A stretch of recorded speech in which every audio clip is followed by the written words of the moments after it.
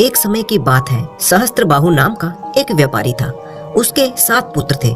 7 पुत्रों की उसने बहुत ही अच्छी परवरिश की, उन्हें अच्छी शिक्षा दी। जब वे 7 शादी के योग्य हो गए, तब पड़ोस के राज्यों की सुयोग्य कन्याओं के साथ उनकी शादी करवा दी गई। सब कुछ खुशी खुशी चल रहा था। व्यापारी और उसके 7 बेटे बड़े ही सुख शांति से अपना जीवन बिता रहे थे। व्यापारी का सबसे छोटा पुत्र, जिसका नाम कुंवर था। एक दिन की बात है, 7वें बेटे कुंवर के ससुर अपनी बेटी को मायके लेने के लिए आते हैं और इस पर वह व्यापारी से कहते हैं कि वे अपनी बेटी को 4 दिन के लिए मायके ले जाना चाहते हैं। व्यापारी ने कहा, ठीक है, आप अपनी बेटी को ले जा सकते हो। छोटे बेटे कुंवर का ससुर अपनी बेटी को लेकर मायके चले जाता है। लेकिन फिर क्या होता है कि 4 दिन के 8 दिन हो जाते हैं, 8 दिन के 15 दिन, और देखते ही देखते 1 महीना बीत जाता है। कन्या के पिता उसे वापस ससुराल नहीं पहुंचाते। तब व्यापारी ने अपने 7वें बेटे कुंवर से कहा, बेटा, तुम्हारा ससुर तो तुम्हारी पत्नी को घर नहीं पहुंचा रहा, इसीलिए अब तुम ही ससुराल जाकर अपनी पत्नी को लेकर आओ। 7वां बेटा कुंवर अपने पिता की आज्ञा के अनुसार अपनी सारी दिनचर्या खत्म करके दोपहर ढलने के बाद घोड़े पर सवार होकर ससुराल के लिए निकल जाता है और अंधेरा छाने के बाद वह ससुराल पहुंचता है। ससुराल पहुंचकर कुंवर सीधा अपना घोड़ा लेकर ससुर की गौशाला में जाता है। वहां भैंस की खूंटी के नजदीक एक खूंटी से अपने घोड़े को बांध देता है। इतना काम करके वह ससुराल में प्रवेश करता है। सास ससुर उसे देखकर बड़ा ही खुश होते हैं। सास उसकी खूब आव भगत करती है और उसे जलपान करवाती है। कुछ ही पलों में उसके सब साले इकट्ठे हो जाते हैं और जीजाजी कहकर मानो उसे सिर पर उठा लेते हैं। उसकी खुशहाली पूछते हैं। सभी तरह की औपचारिकताएं खत्म होने के बाद उसका ससुर उसके आने का कारण पूछता है। तब कुंवर ने कहा, ससुर जी, मैं अपनी पत्नी को अपने घर लेने आया हूँ। बहुत दिन हो गए उसे यहाँ पर आए हुए। ससुर ने कहा, बेशक तुम अपनी पत्नी को लेकर जाना, हमें इसमें कोई भी ऐतराज नहीं है। बल्कि सच कहा जाए तो हमें उसे इतने दिनों में उसके ससुराल पहुँचा देना चाहिए था। अब तुम आ ही गए हो तो उसे सुबह लेकर चले जाना। कुछ ही पलों में रात हो जाती है। कुंवर के लिए खाना परोसा गया। कुंवर की सास उसे बड़े ही शौक से अलग अलग तरह के स्वादिष्ट व्यंजन बनाकर खिलाती है। इसके बाद कुंवर पेट भरकर खाना खाता है और शांति से सो जाता है। दूसरे दिन पौ फटने से पहले ही कुंवर उठा और प्रातः विधि के लिए नदी के किनारे जाता है। इधर कुंवर के साले गौशाला में भैंस का दूध दोहने के लिए जाते हैं, तो वहाँ भैंस के पास उन्हें कुंवर का घोड़ा बंधा हुआ दिखता है। तो वो एकदम जोर जोर से चिल्लाने लगते हैं, हमारी भैंस ने घोड़ा जना है, हमारी भैंस ने घोड़ा जना है। प्रातः विधि के लिए नदी पर गया कुंवर जब वापस आता है तो देखता है कि उसके साले चिल्ला रहे थे, हमारी भैंस ने घोड़ा जना है, हमारी भैंस ने घोड़ा जना है। ऐसा चिल्लाता देखकर कुंवर को बड़ा ही आश्चर्य हुआ। उसने कहा, अरे वाह, तुम्हारी भैंस ने घोड़ा जना है, कहाँ पर है वो? कुंवर गौशाला के अंदर जाकर देखता है तो उसका ही घोड़ा वहाँ पर बंधा था। तुरंत उसके ध्यान में सब बात आ गई। वह अपने सालों से कहता है, अरे भले लोगों, तुम्हारी भैंस ने घोड़ा कहाँ जना है, यह तो मेरा घोड़ा है।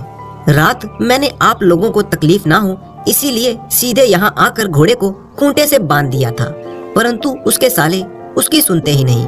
वे लगातार चिल्लाते जा रहे थे, हमारी भैंस ने घोड़ा जना है, हमारी भैंस ने घोड़ा जना है। कुंवर ने अपने सालों को समझाने का बहुत ही प्रयत्न किया, लेकिन वो सुनने को तैयार ही नहीं थे। वे सब एक ही बात बोले जा रहे थे कि हमारी भैंस ने घोड़ा जना है। कुंवर को इस बात का बड़ा ही सदमा लगता है। वह ससुराल में पत्नी को लेने आया था, ये बात भूलकर अपना सिर पकड़कर रोने लगता है। मैं लुट गया, मैं लुट गया, ऐसा कहते कहते और रोते रोते वह अपने घर की राह पर चलने लगा। अभी वह कुछ ही दूर गया था कि रास्ते में एक बूढ़ा बैठा हुआ था। बूढ़े ने जब कुंवर को रोते हुए देखा तो उससे पूछा, अरे भाई, तुम रोते क्यों हो, क्या हुआ तुम्हें? कुंवर ने बूढ़े से कहा, क्या बताऊं दादा, कल मैं अपने ससुराल गया था। अंधेरा छाने के बाद वहां पहुंचा तो मैंने क्या किया कि सीधा गौशाला में गया और अपने घोड़े को भैंस के नजदीक एक खूंटे से बांध दिया। अब सुबह उठकर घोड़े को लेने गया तो मेरे साले कहते हैं कि उनकी भैंस ने घोड़ा जना है। ऐसा है क्या? मैं देखता हूँ, मैं तुम्हारे घोड़े को वापस दिलवाऊंगा, आओ मेरे साथ, कोई डरने की बात नहीं है। तुम सिर्फ इतना करो कि अपने ससुर के पास जाओ और उनसे कहो कि तुम्हें न्याय चाहिए। बूढ़े ने जो कहा कुंवर ने ठीक वैसा ही किया। वह अपने ससुर के पास गया और उनसे न्याय की मांग की।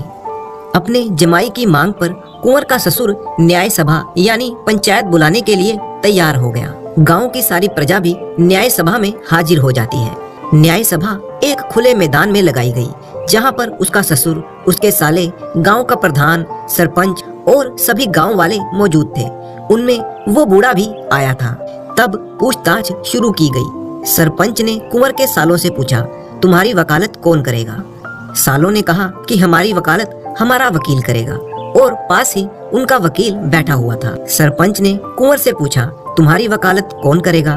तब कुंवर ने कहा, मेरी वकालत मेरे दादा करेंगे। ऐसा कहकर उसने मैदान के एक कोने में बैठे हुए उस बूढ़े की तरफ उंगली से इशारा किया।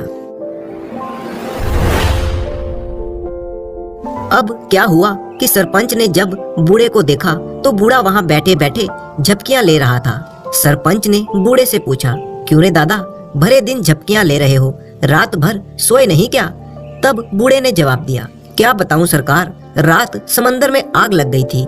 मैं उसे बुझाने गया था तो सारी रात नींद नहीं ले सका, इसीलिए अभी झपकियां आ रही हैं। बूढ़े की बात सुनकर वहां पर हाजिर सभी लोग जोर जोर से हंसने लगते हैं। सरपंच भी अपनी हंसी नहीं रोक सका और हंसते हंसते कहता है, क्या कहते हो दादा, कभी समंदर में भी आग लगती है क्या, जो तुम बुझाने गए थे? इस बात पर बूढ़े ने बड़े ही गंभीर स्वर में कहा, यदि एक भैंस घोड़ा जन सकती है तो क्या समंदर में आग नहीं लग सकती? बूढ़े की बात सुनकर सरपंच का मुंह एकदम उतर जाता है। कुंवर के सालों के मुंह पर मानो तमाचा पड़ जाता है। वे चुपचाप घोड़ा लेकर अपने बहनोई के पास खड़ा कर देते हैं। कुंवर अब देर नहीं लगाता, घोड़े पर अपनी पत्नी को बिठाता है और स्वयं उस पर सवार होता है और तुरंत वहां से अपने राज्य के लिए निकल जाता है। लेकिन जाने से पहले वह उस बूढ़े को धन्यवाद करना नहीं भूलता।